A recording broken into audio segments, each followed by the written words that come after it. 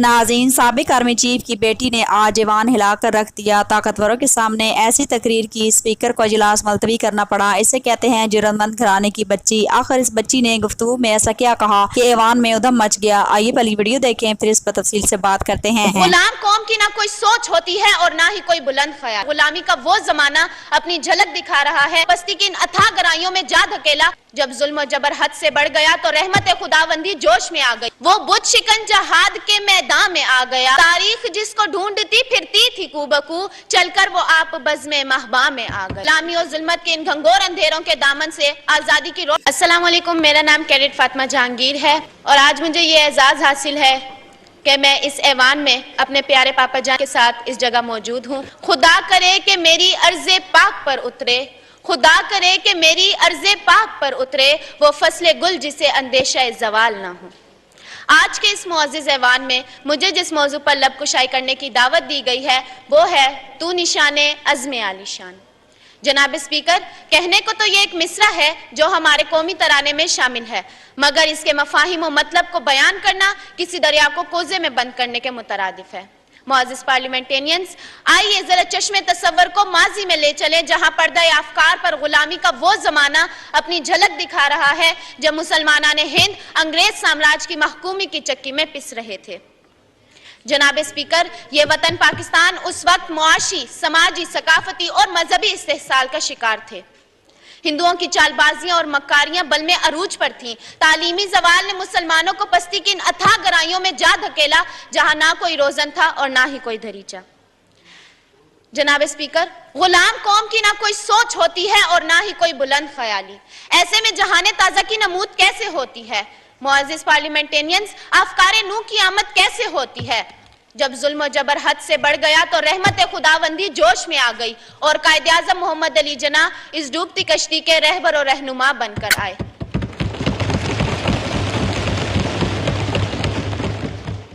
और यही वजह थी कि हर मुसलमान के दिल को यूं कुव्वते गोयाई मिली।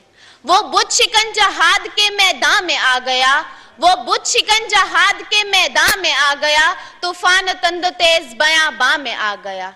तारीख जिसको ढूंढती फिरती थी कूबकू, तारीख जिसको ढूंढती फिरती थी कूबकू, चलकर वो आप बज़्म महबा में आ गया।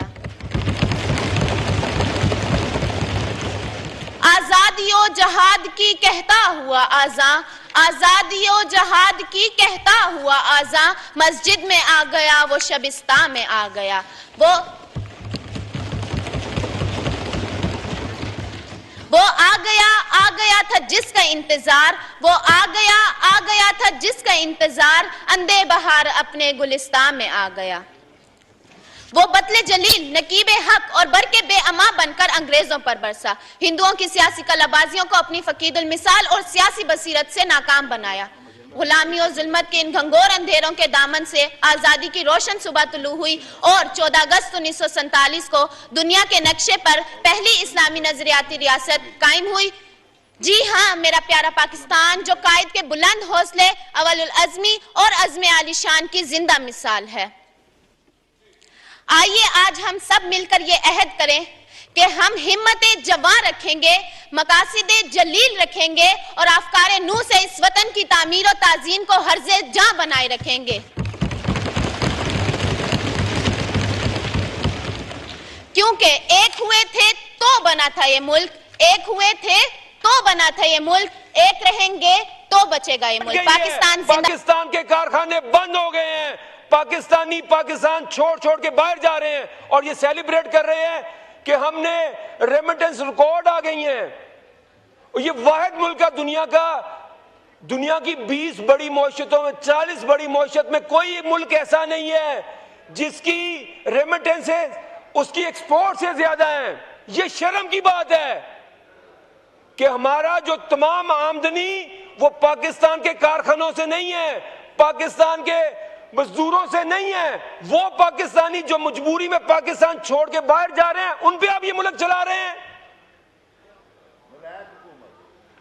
जनाब स्पीकर, इमरान खान इस मुल्क का हकीकी वजीर आजम, इस मुल्क का सबसे पॉपुलर वजीर आजम, इस मुल्क का सबसे ईमानदार वजीर आजम, इस मुल्क का सबसे काबिल वजीर आजम जो था, जिसने सिर्फ 40 माह हुकूमत की और उसके दौर के अंदर इस सदी की सबसे बड़ी वबा कोरोना, जिसमें दुनिया की तमाम मईशतें सुकड़ गई थीं, उसने पाकिस्तान की एक्सपोर्ट्स 8 अरब डॉलर बढ़ा दी।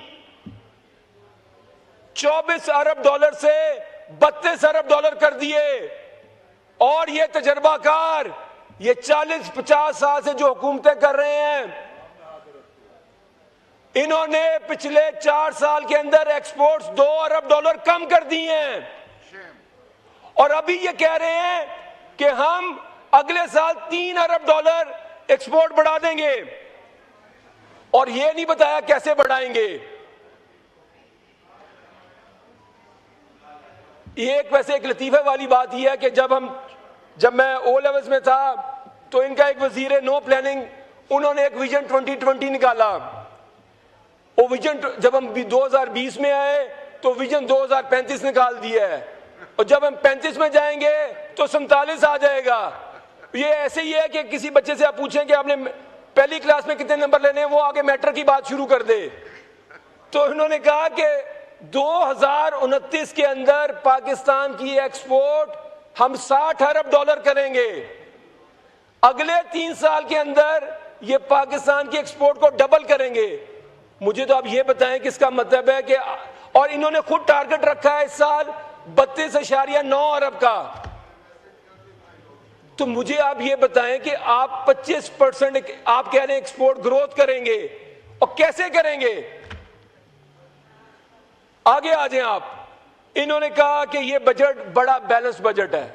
मैं अभी आपको एक नुक्ते में समझा दूंगा कि इन्होंने पूरा जो अपना थीसिस बिल्ड किया वो इस चीज पे बिल्ड किया कि हमने सैलरीड क्लास को टैक्स रिलीफ दी है।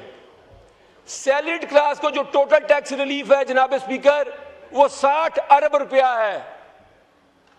और जो पेट्रोलियम लेवी से हुकूमत पाकिस्तान की गरीबों के जेबों से पैसे निकालने लगी है, वो अजाफी 250 अरब रुपया है। जो अगले साल का टारगेट है वो 1750 अरब रुपया पेट्रोलियम लेवी है, जो दुनिया के अंदर सबसे ज्यादा है। पाकिस्तान अपने टैक्स का 13% पेट्रोलियम डेवलपमेंट लेवी से इकट्ठा करता है। 13% टैक्स कलेक्ट करेगा पेट्रोलियम लेवी से, जो कि आपका आम मोटरसाइकिल वाला, रिक्शे वाला, चिंची वाला, ट्रांसपोर्टर वो यूज करता है। जनाब स्पीकर, आप बोलें कि बोलें, तवज्जो आपकी तरफ है। वो तवज्जो आप सर, तवज्जो आपकी शाह साहब, तवज्जो कहीं और है आपकी। नो क्रॉस टॉक, आप बोलने देना ना आपको। इस हुकूमत के अपने नंबर हैं। इन्होंने पिछले साल इकोनॉमिक सर्वे में कहा कि पाकिस्तान की जो फी कस आमदनी है वो 1824 डॉलर है। अब इन्होंने क्या किया? इन्होंने कहा कि आमदनी तो बढ़ नहीं रही।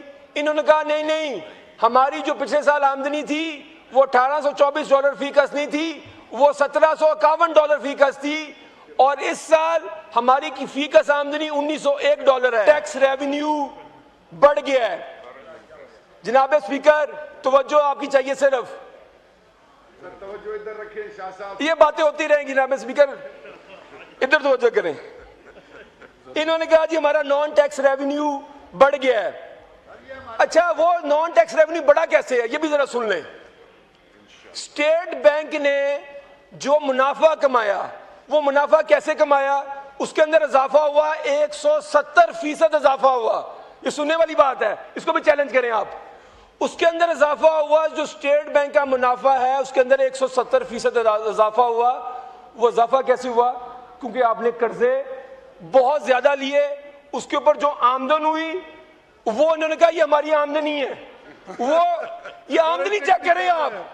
अच्छा, दूसरी आमदनी क्या थी इनकी? दूसरी आमदनी इनकी क्या थी? सुने जनाब स्पीकर, क्या थी? नाज़रीन, आज की वीडियो में आपने कारमिया स्कूल की तलबा की असम्बली में होने वाली गुफ्तगू देखी, जहां इस बच्ची ने अपने ख्यालात और इज़हार राय का खुलकर इज़हार किया। इसकी गुफ्तगू में मौजूदा हुकूमती मामलात पर तनकीदी बातें भी सुनने को मिली, जिसने यकीनन बहुत से लोगों की तवज्जो अपनी जानिब मबजूल की। अहम बात यह है कि एक तलबा की जानब से अपने ख्यालात का इज़हार हमें यह सोचने पर मजबूर करता है कि नौजवान नस्ल मुल्क के मौजूदा हालात को किस नज़र से देख रही है। मुल्क के मौजूदा हालात को किस नज़र से देख रही है। इसके बाद PTI से तल्लुक़ रखने वाले अफराद की असम्बली में मौजूदा वीडियोज़ और इनके मौक़िफ़ से मुतालिक मनाज़िर भी सामने आए, जिससे सियासी बहस मज़ीद दिलचस्प होगी। ताहम किसी भी सियासी मामले में ज़रूरी है कि हम जज्बात के बजाय हक़ाइक़ को सामने रखें और मुख्तलिफ आरा को सुनने और समझने की कोशिश करें। इस बच्चे की गुफ्तगू को भी उस तनाज़ुर में देखना चाहिए कि ये इसकी अपनी इज़हार राय है, जबकि सियासी वाबस्तगी और फैसलों का मामला अलग है। आप इस पूरी सूरत हाल को किस नज़र से देखते हैं, अपनी राय कमेंट में ज़रूर दीजिएगा। Thank for watching. अल्लाह हाफ़िज़।